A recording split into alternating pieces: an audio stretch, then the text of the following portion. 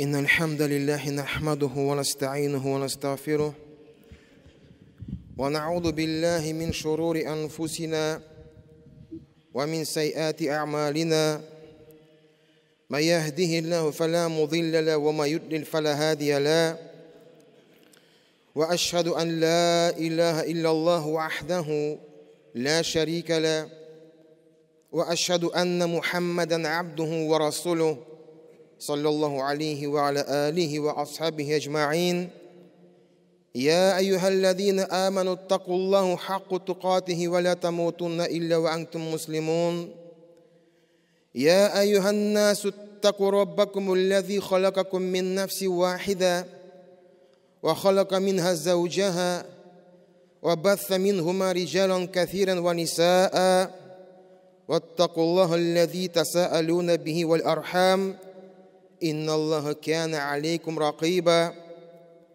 يا أيها الذين آمنوا اتقوا الله وقولوا قولا سديدا يصلح لكم أعمالكم ويغفر لكم ذنوبكم ومن يطع الله ورسوله فقد فاز فوزا عظيما. Bütün галямнарны юктан бар кылып, тәрбияләп итүче Аллаһы Субханаху Хак Тәгаләгә безнең истигъфарларыбыз, хәмд, сәнәләребез булса иде. Әгәр дә Аллаһ үзенең киң рәхмәте белән кемнедер туры юлга күндерсә, аны һичбер кем дә адыштыра алмас. Һәм шулай ук, әгәр дә Аллаһ Субханаху Хак Тәгалә үзенең гаделлеге белән кемнедер адаштырса, аны һичбер кем дә туры юлга күндерә алмас. Һәм шәһадәт китерәм, Аллаһтан башка гыйбадәткә лаеклы зат юк, һәм Мухаммад бин Абдулла аның кылы һәм илчеседер. Саллаллаху алейхи ва аля алихи ва асхабихи аҗмаин. Ассаламу алейкум ва рахматуллахи ва баракатух, мөхтәрәм газиз кардәшләрем. Аллаһның киң рәхмәте белән ошбу көнне, кояшлы матур яз көнне, җомга көнне, мубарак көнне без монда җыелдык. Аллаһка шөкер итәбез. Аның киң рәхмәте белән без монда утыра алабыз, ишетә алабыз, тыңлый алабыз. Аллаһның рәхмәте белән без иртән уянабыз һәм кичтән йокларга ятабыз. Әлхәмдүлилләh. Берничә көннән изге ай, зур кунагыбыз Рамазан айы килә. Ике Рамазан арасы җәмәгать ни кызганыч шул хәтле тиз үтте. Менә кайчан гына без шулай матур итеп җыелышкан идек, бәйрәмнәрне үткәрдек һәм күп кенә үтте җәмәгать. Күп кенә үтте җәмәгать. Әгәр дә ике Рамазан арасында ара шулай тиз үтте, Рамазан айы ул бер ай гына.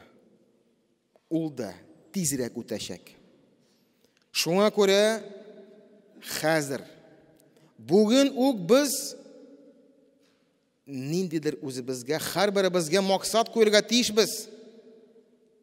Һәм узган Рамазанны искә төшереп, узган Рамазанда үзебезнең хыялларыбызны, максатларыбызны без камил рәвешкә җиткердекме, эшли алдыкмы, нәтиҗә кылыйк.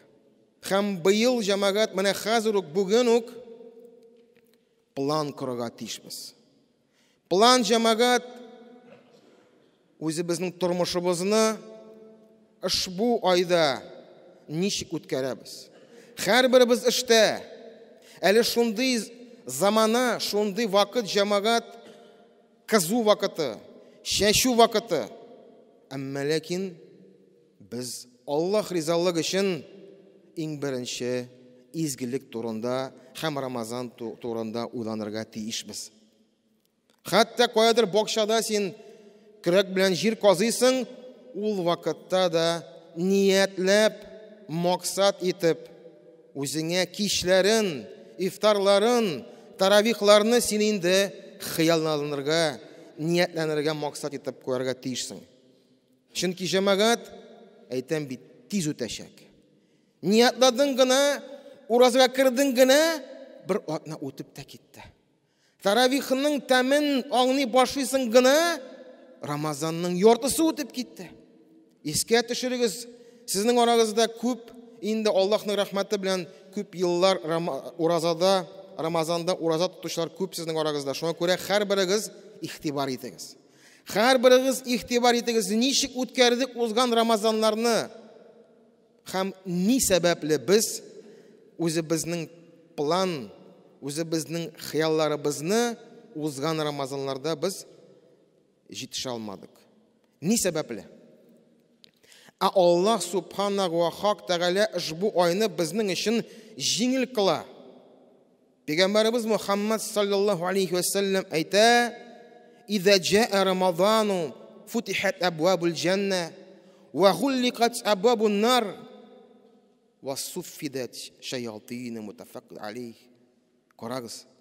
Пәйгамбәрбез Мухаммад саллаллаху алейхи ва саллям әйтә: "Рамазан айы җитсә, Җәннәт ишекләре ачылыр, җәһәннәм ишекләре ябылыр, шайтаннар быгауланыр." Ягъни син шул айда әйтә алмыйсың: "Эх, мине шайтан бутады" дип. Юк. Син шәхсән үзеңнең нәфесең белән каласың. Шуңа күрә бу форсат үзеңә карарга, үзеңнең нәфесеңә карарга, һәм әлбәттә үзеңнең нәфесең белән көрәшергә җәмәгать. Әйе, эштән кайттым, арадым, авыз ачкач, тагын да ничектер рәхәт итеп китте. Әмма ләкин сине таравих көтә, сине мәчет көтә. Шунда иренмичә, Аллаһ ризалыгы өчен тәһарәтләрне алып, син юлга чыгасың. Җәмәгать, кайчакта менә шул уразаларны мин хаҗ белән чагыштырам. Чөнки Аллаһ Тәгалә ул бездән нәрсә тели?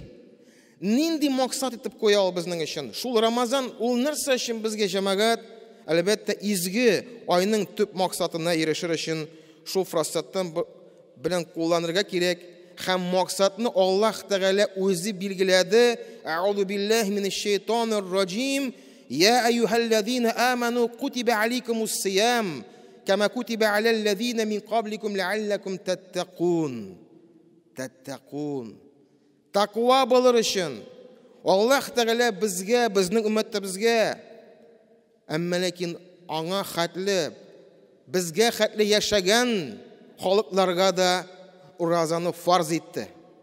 Фарз итте нәрсә өчен? Мәҗбүр итте нәрсә өчен? Тақвалык, тақва булсын өчен, тақвалыкка ирешер өчен.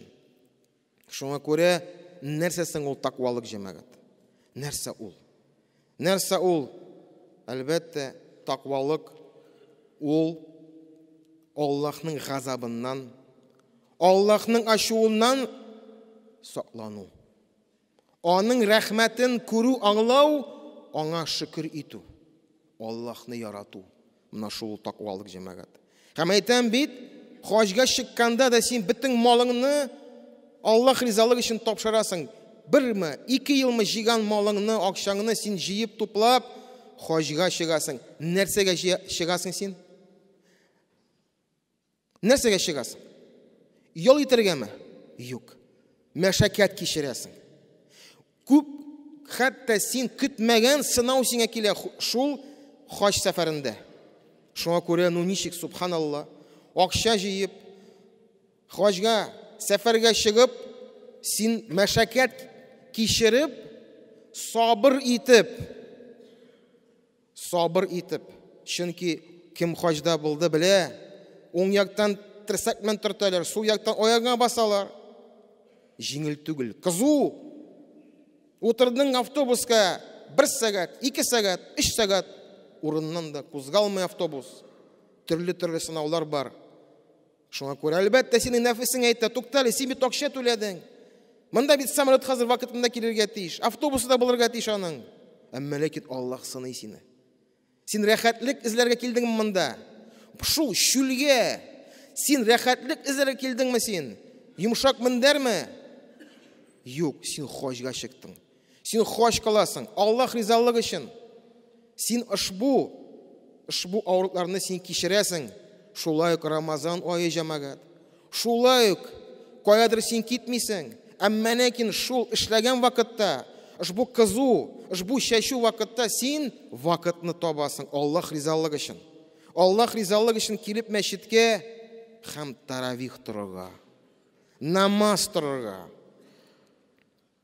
Шуңа күрә әйтәм бит, әлбәттә бу үзеңнең нәфесең белән көрәшү, үзеңнең эго белән көрәшү җәмәгать. Шуңа күрә әйтәм бит, корбан кыласың үзеңнең вакытың белән, үзеңнең җаның белән, үзеңнең сәламәтлегең белән кай чакта.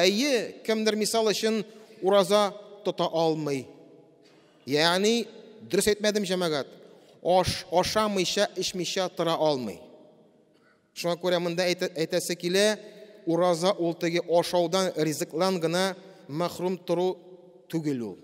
Ураза ул чын күңелдән Аллаһ ризалык өчен калбың белән, синең йөрәгең белән ураза тоту. Гынахлардан тыелу, изгелек кылу һәм үзгәрү.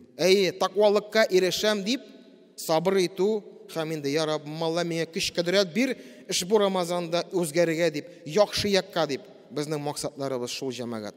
Шуңа күрә ул җиңел түгел, әмма ләкин Аллаһ Тәгалә ул бирә безгә. Аллаһ Тәгалә уразадан тыш Рамазан айын изге итеп кылды. Шайтаннар бәйләнгән, беркем сине комаша аламый. Шуңа күрә изгелектә булык җәмәгать. Шул максатка ирешер өчен әлбәттә безнең эшләр бар. Эшләр, иң беренче без белергә тиешбез, нәрсә ул Рамазан, кайчан башлана, нәрсә ярый, нәрсә ярамый, нәрсә уразабызны боза, нәрсә безнең әҗр-савапларны киметә. Шуңа күрә җәмәгать форсатны кулланып әйтәсем килә, бүген Үзәк мәчеттә монда акшам намазыннан соң безнең хәзрәтләребез монда түгәрәк өстәл оештыралар. Bütün сорауларыгызга җавап булыр иншалла. Шуңа күрә әзерләнегез. Әзерләнегез җәмәгать, чөнки әз калды. Һәм ушбу Рамазан айын тиеш дәрәҗәдә каршы алык җәмәгать. Ураза, әйтәм бит, ураза ул Аллаһның бер рәхмәте. Ураза ул ризыктан һәм эшүдән тыелу гына түгел. Әмма ләкин анысы да бик җиңел түгел. Бу безнең илебездә кайчан ураза көне шул якты көне 20-19 сәгатькә җитә һәм син узак итеп моны шул ашау эшүләрдән син тыеласың җәмәгать. Әмма ләкин әйтәм бит, максат ул үзгәрү. Максат ул үзеңнең җаның, үзеңнең калбың белән ураза тоту. Аллаһ Тәгалә әйтә: قال الله عز وجل إلى الصوم فإنه لي وأنا أجزي به وأنا أجزي به дип әйтә Аллаһ Тәгалә. Ураза минем өчен ди Аллаһ Тәгалә әйтә. Ураза минем өчен, минем кылым, минем ризалык өчен дип әйтә Аллаһ Тәгалә. Ашамыйча, эчмичә сабыр итә көне буе. Шуңа күрә Аллаһ Тәгалә әйтә, әҗр савап та миннән ди. Һәм монда әйтәм бит, ихтибар күрсәтә Аллаһ Тәгалә. Әҗр савап миннән дип әйткән җәмәгать, димәк, аңа ихтибар күп бирә, димәк, без белмибез аның шикләрен. Без белмибез ни хәтле аның бу әҗр савапларын шикләрен белмибез. Шуңа күрә без өметләнәбез, әгәр дә Аллаһ Тәгалә үзе әйткән икән, димәк, әҗр саваплар күп булачак җәмәгать. Һәм әйтәм бит, уразаның сыйфаты. Уразаның сыйфаты гынахлардан тыелу, изгелек кылу, сабыр булу һәм күркәм холык күрсәтү. Шуңа күрә ихтибар булыгыз. Әзерләнегез. Әзерләнегез ураза тотарга. Намазларга кайтсак җәмәгать, шул ук хадис искә төшә. Пәйгамбәребез Мухаммад саллаллаһу алейхи ва саллям әйтә: "Мен қама Рамазана иманан ва ихтисабан гуфира лаху." Гуфира лаху. Җәмәгать, бу шул хәтле күңелгә тия бит. Әгәр дә адәм баласы Иман китереп, үмітләнә, мин басып тораммын да намазда, таравихта. Шуңа иман китереп, үмітләнеп, әгәр дә ул басып торса, гуфира лаху. Аның бүтін гынахлар кишерелә җәмәгать. Рамадан кәмилән. Яртысы түгел. Бір көн торам, икенче көн тормыйм дигән сүз түгел җәмәгать. Рамадан кәмилән.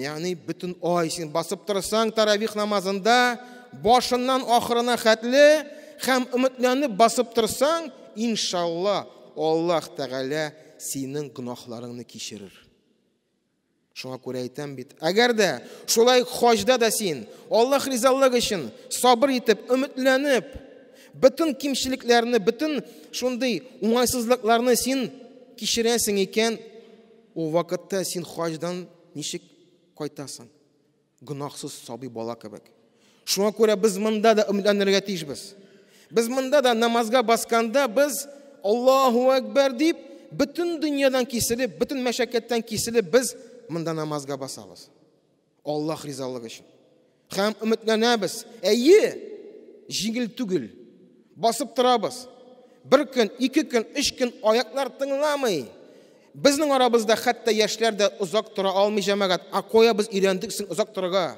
Кем безнең арабыздан төннәр буе намаз укый? Кем безнең арабыздан тәһаҗҗүдләрне тора? Узак итеп. Пәйгамбәрбез Мухаммад саллаллаһу алейхи ва саллям намазда торган аның аяклары шешә иде. Шуңа күрә, шул Рамазанда торык инде җәмәгать. Шул әйтәм инде Рамазанда торык җәмәгать. Аллаһ ризалыгы өчен һәр дакыйк, һәр мизгел кыямда басып торып, үмітләнеп, я Раббым, бәлки минем бүтін гынахларым кичерелә дип, әгәр дә без басып торсак, иншалла, гуфира лаху мин кулли замби. Шуңа күрә, әлбәттә, тагын безгә нәрсә кирәк җәмәгать? Аллаһ Тәгалә өнди безне. Пәйгамбәрбез Мухаммад саллаллаһу алейхи ва саллям тәкъдим итә. Субханаллах, бу шундый форсат җәмәгать. Шуңа күрә Аллаһ ризалыгы өчен ниятлек һәм максат куйык. Шулай ук Коръән. Рамадан Коръән айы. Шуңа күрә мин хәзер сезгә сөйләр идем Коръәннең бүтән аның фазиләтләрен.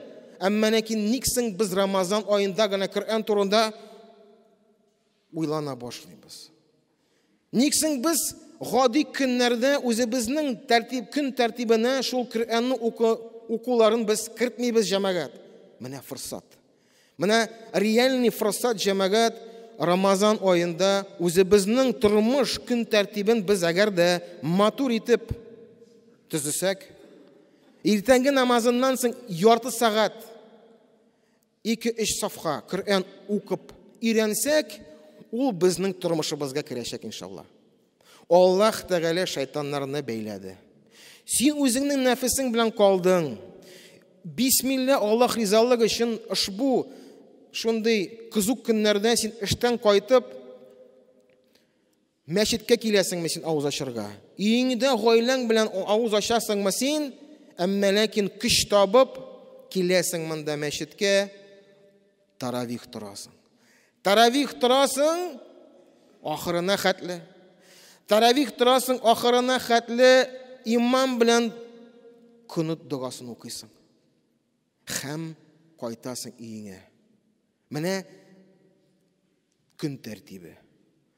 Кайткач бәлки ял итеп алырсың.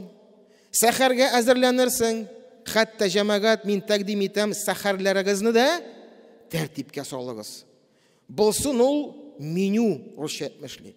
Нәрсә ашыйсың син? Нинди ризык кабасың син сәхәрдә? Ул сиңа файдамы, зыян китерәме? Шуңа күрә анысын да карарга кирәк. Сәхәр ашадык. Бисмилла, әгәр дә мөмкинчелек бар икән, мәчеткә иртәнге намазга барып килик. Кемнеңдер Аллаһның рәхмәте җәмәгать. Кемнеңдер мөмкинчелек бар, ул мәчеттән ерак түгел яши. Кемдер җәяү бара, кемдер тимер аты белән. Әмма ләкин ул үзен өйрәтә шул көн тәртибен төзергә. Әле безнең киләчәктә җәмәгать җәй. Рамазан беткәч безнең җәй безне көтә. Шуңа күрә Аллаһ ризалыгы өчен әгәр дә без Рамазанны моны шулай куллансак, һәм үзебезнең көн тәртибенә Коръән уку булсынмы ул? Мәчеткә барып, җәмәгатькә барып кайту булсынмы ул? Әгәр дә без кертсәк, ел дәврендә җәмәгат безгә аны иншалла алып барырга җиңел булыр иде. Шуңа күрә Коръән, кемдер әйтә, Коръәнне тулысынча укып чыгарга идем ди. Уку, тырыш. Әмма ләкин ничек? Тәҗвид белән, дөрес итеп. Шуңа күрә Аллаһның рәхмәте яусын, безнең хафизлар бар монда, хәзрәтләр. Без көндез монда оештырабыз, программаны аерым элеп куербыз без иншалла. Шул ук безнең хәзрәтләребез өйрәтер, ничек дөрес итеп Коръән укырга. Кайчан син тагын шулай вакыт табырсың? Кайчан? Әлбәттә Рамазан аенда. Әлбәттә Рамазан аенда син ничектер булса да үзеңнең тормышыңны үзгәртерсең иншалла, Алла бирсә.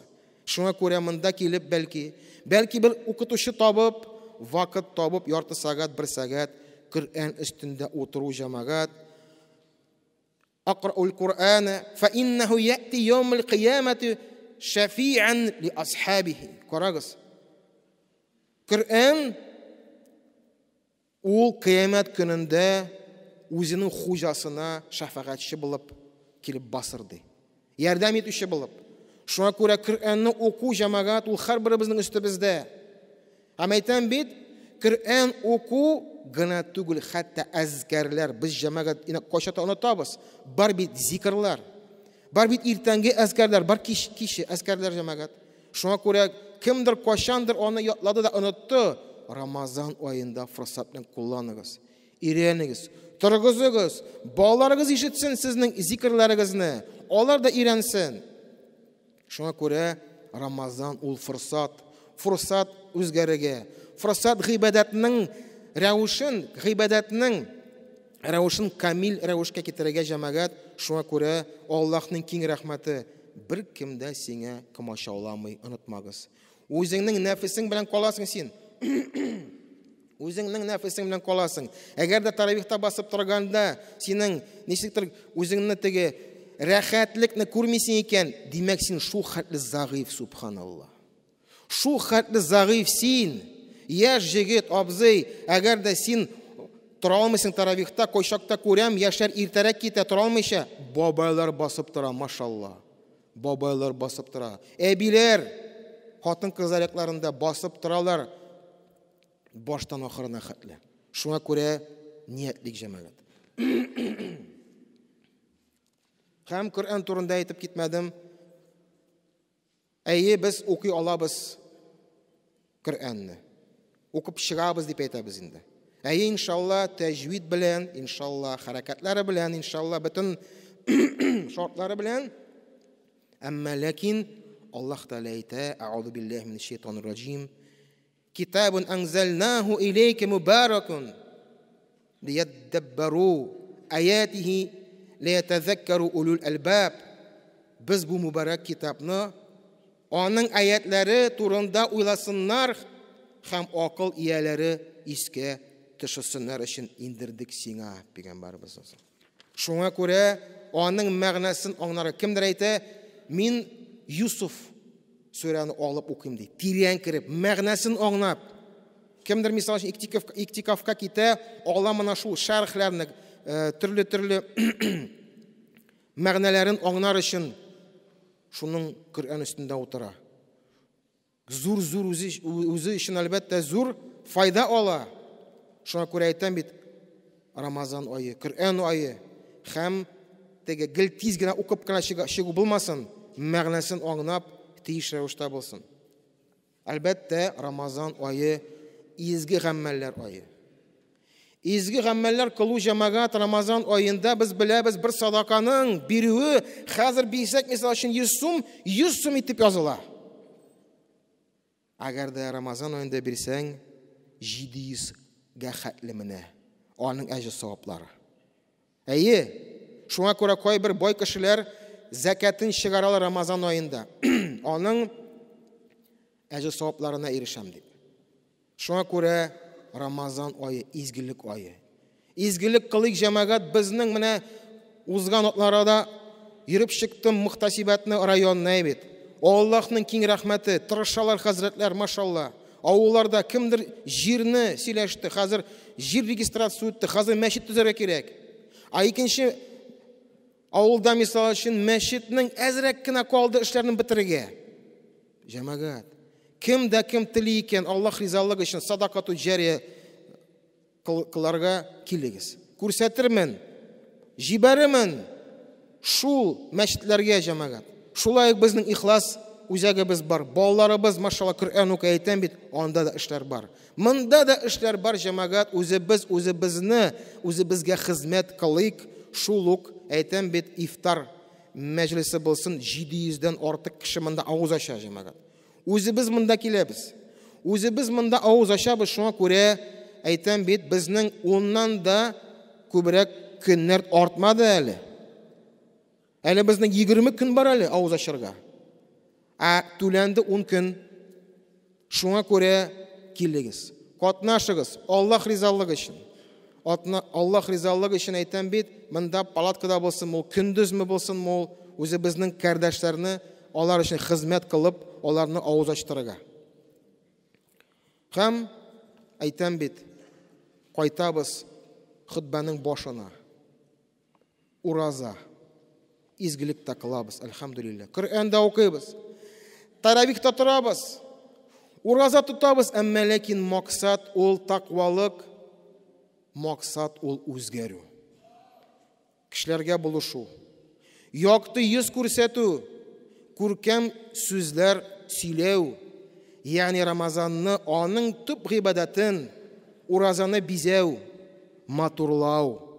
Пәйгамбәребез Мөхәммәд саллаллаһу алейхи ва саллям уразада булганда кызу көнне рәхәт салкын җилдән дә юмартырак булган.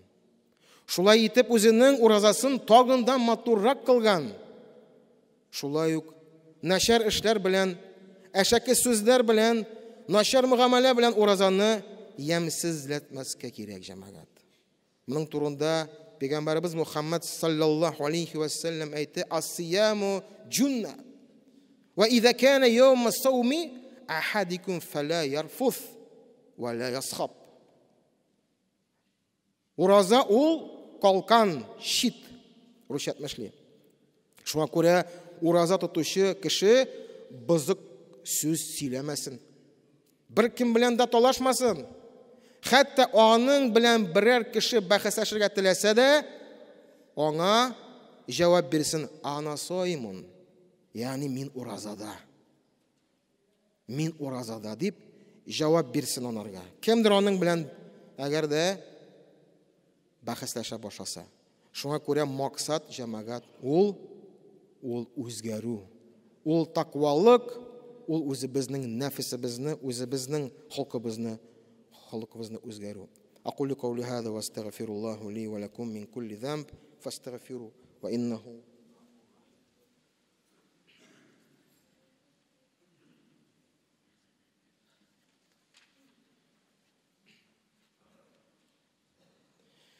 Alhamdulillahi rabbil alamin wassalatu wassalamu ala nabiyyina Muhammadin wa ala alihi wa ashabihi ajma'in.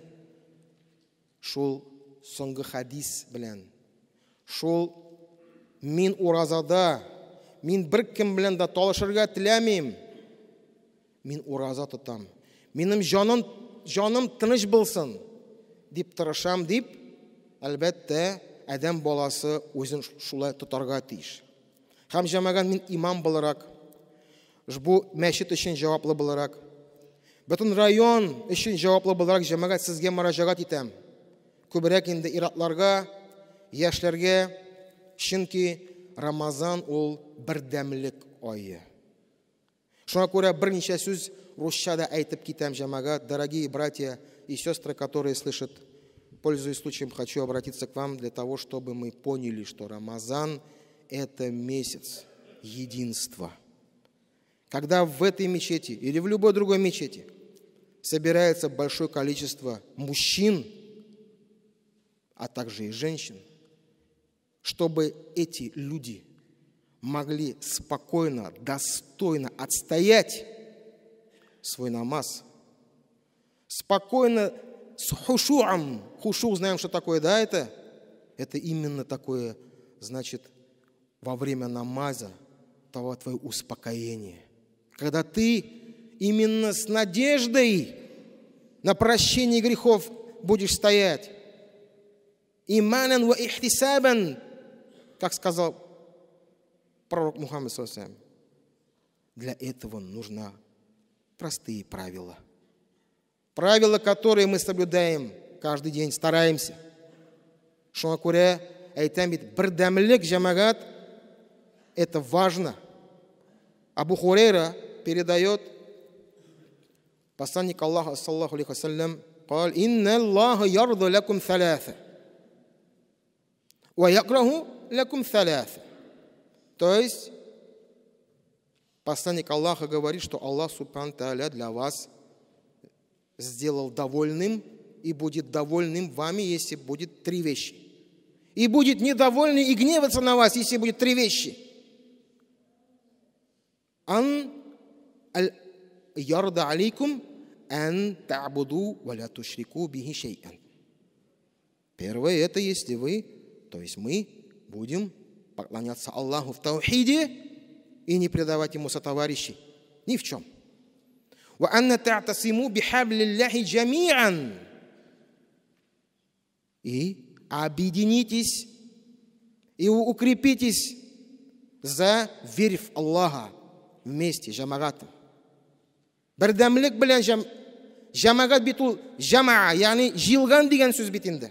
Шуңа күрә без Аллаһ ризалыгы өчен әгәр дә монда җыелабыз икән җамагат, без бер-беребезне хөрмәт итәргә тиешбез. Яшьләр өлкәннәр аңларга тиеш яшьләрне. Шуңа күрә менә шул ай белән форсат белән кулланыйк җамагат һәм иң беренче бер-беребезне гафу итик. Изначально давайте мы друг друга будем прощать. Друг друга. У кого-то не получилось в сделке, у кого-то не получилось в бизнесе, кто-то кому-то в долг дал деньги и вовремя не получил. Ради Аллаха прости его. И ради Аллаха извинись сам. Потому что ты сам мог что-то сделать не так. Шуңа күрә җәмәгать, Аллаһ ризалыгы өчен, бердәм булыр өчен без бер-беребезне яратырга тиешбез. Әгәр дә син җилкәң белән тиясең икән кардәшеңне, син аны яратырга тиешсең. Аллаһ ризалыгы өчен. Так вот, второе, то, что говорит посланник Аллаха, это держитесь за веру Аллаха вместе и не разъединяйтесь. Ва анту насиху ман валлаху Аллаху амракум. И третье, что? Искренне относитесь к своим имамам и хазратам. Искренне будьте со своими руководителями, со своим имамом и со своим хазратом, который отвечает за вас. Вот год будет скоро, как я имам. Мне плакать охота, субханаллах. В первую очередь за себя, а потом за всех. Много приходится видеть за один день, как не могут нормально жить у нас братья и сестры, как не могут они сделки свои правильно делать. Сердце болит. Кошак такой урманга китеп укси жылыйсың, субханаллах. Чөнки жауап бирәбез. Мин жауап бирәм сезнең өчен. Шуңа күрә Аллаһ ризалыгы өчен. Ошбу айда, ошбу форсат белән кулланыйк җәмәгать, бер-беребезне яратыйк. Бер-беребезне яратыйк. Бер-беребезгә юл бирик. Аның өчен бер тәртип булырга тиеш.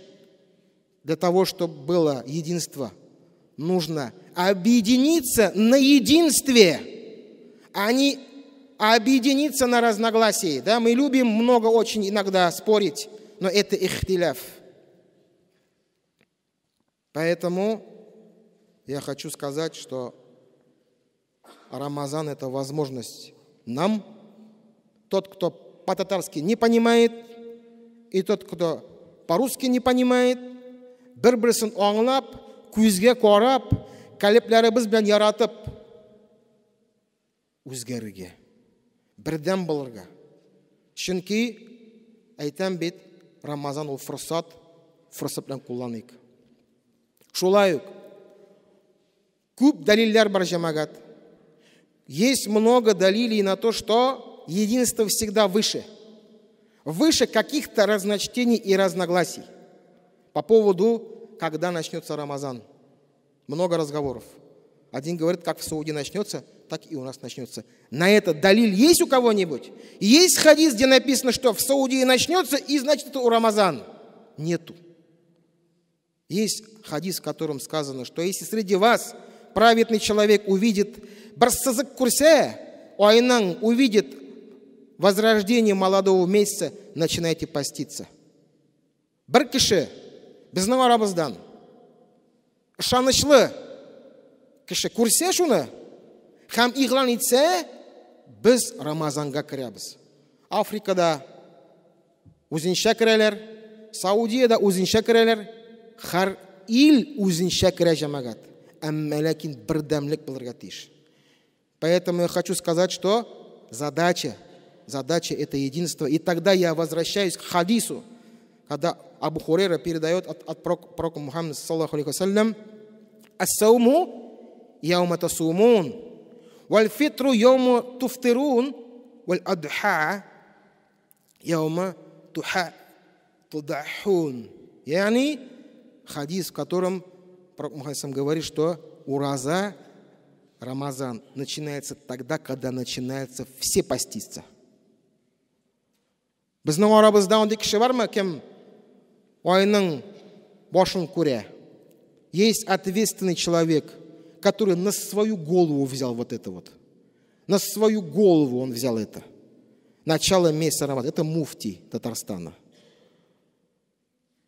Шуңа көре, если объявлено, что 16-й день это первый день Рамазана, значит это первый день Рамазана.